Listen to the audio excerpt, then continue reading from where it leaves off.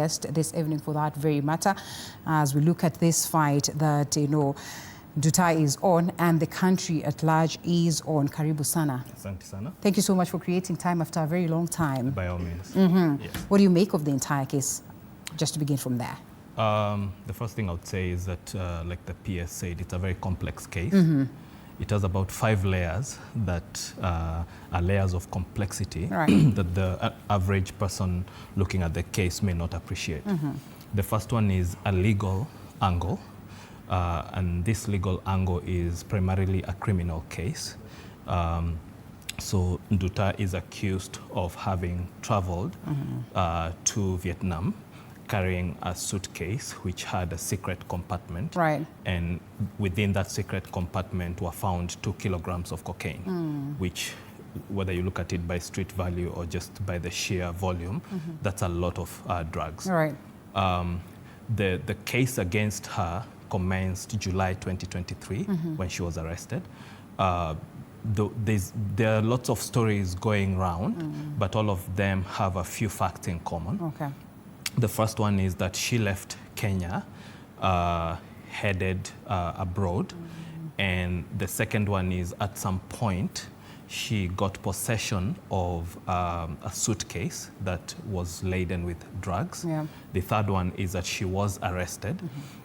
The fourth one is that she didn't make a phone call to her sister. She has a twin sister, apparently, I believe called Rose Wamboi, something close to that. And she made a phone call, but the communication was not successful. She only got to say hello and the call was terminated. She's gone through the legal process in Vietnam, which is very, very strict. They have very harsh criminal penalties for that kind of offense. And most importantly, they exercise swift justice. And for them, it's usually capital punishment, which means the person is put to death. They had a firing squad, death by firing squad up to 2011. And currently they have lethal injection. The fourth fact is she was scheduled to be hanged today. Vietnam is 4 hours difference from us.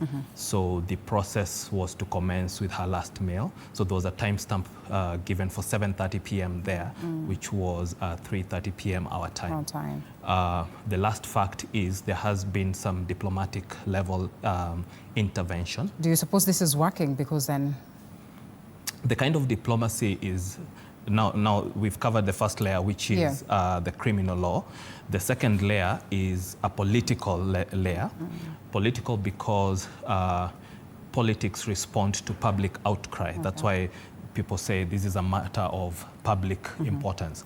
So there was a public outcry. So the siblings did not realize her fate until very recently, when her case had really progressed through the criminal justice system in Vietnam. Do you suppose the Kenyan government then came in good time? Was it adequate? That is the response. Was it timely in any manner? So the first one, it was reactive to the public pressure. The second one is we don't have an embassy there. So the embassy we have is in Bangkok, Thailand, and, and covers the region, the Southeast Asia region.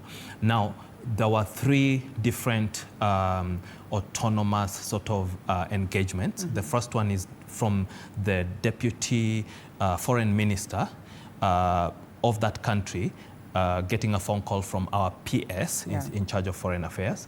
The second one was the embassy there in Bangkok, sending actual emissaries to go to Vietnam, which is within their diplomatic right because they cover the region.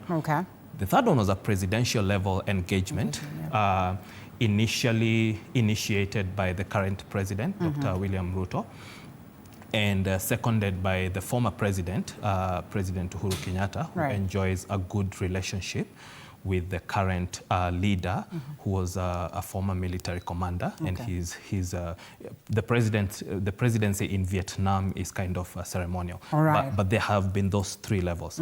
The third level, apart from legal and political, is diplomatic in the effect of the formal diplomatic process. So what was launched was, a very formal diplomatic document that detailed the case and detail for what Kenya was asking for, which primarily is some sort of, clemency.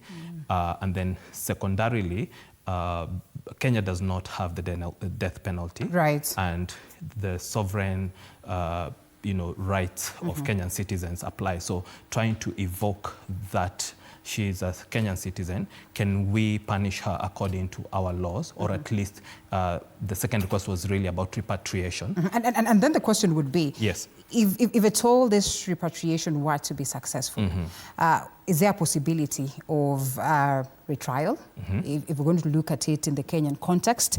And of course, if this is determined in court and perhaps the court finds her in a way innocent, or perhaps she has a case, do you suppose that then we take a different approach? And then what would be the equivalent penalty as to what then Vietnam is doing, that is death by hanging, in comparison to what we have in the country? Yeah, so those are three different questions. So let me finish the other two layers. Right. The other one is more of social pressure. So you're seeing a lot of Kenyans online. Those are an appeal by the family, which apparently had been trying to get people to pay attention to this matter, even though they were in the dark until a communication was made again to the twin sister, who communicated to the mother that, hey, this is what has happened. She is being tried for this and she's scheduled to hang. They came in much later. The final layer, which is now what you're asking about, is really the way forward.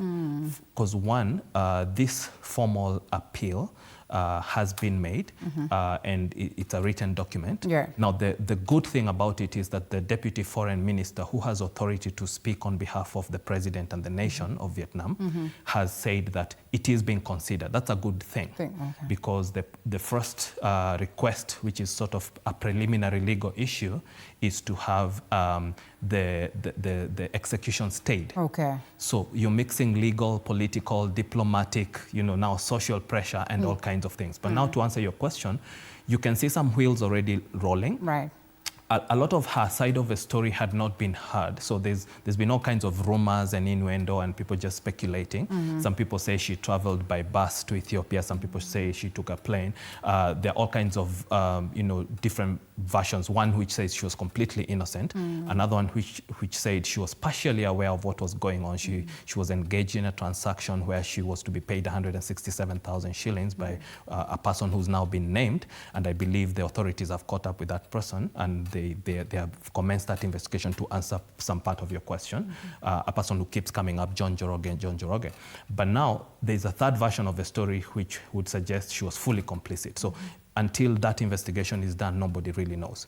The answer to your question about the equivalent penalty, in Kenya it would have to be a life sentence, because we do no longer practice capital punishment. It was ruled against human law. But remember, the first request being prior to repatriation is clemency. They are appealing to that. So if the government on the other side offers clemency, then it's not incumbent upon the government of Kenya, or the obligation to do that, is removed, unless the onus is still on the Kenya authorities to determine what to do.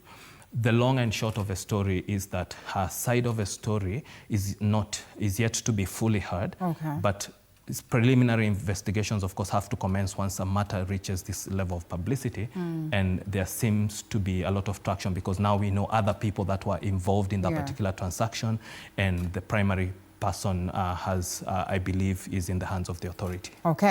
I had some guests here yesterday who argue that perhaps we haven't gotten it right when it comes to the question of our diplomacy and our foreign policy. We'll take a quick short break and then we come back to you, perhaps in a minute or two. You tell us whether you think that as a country we need to rethink our foreign policy. By all means. All right, after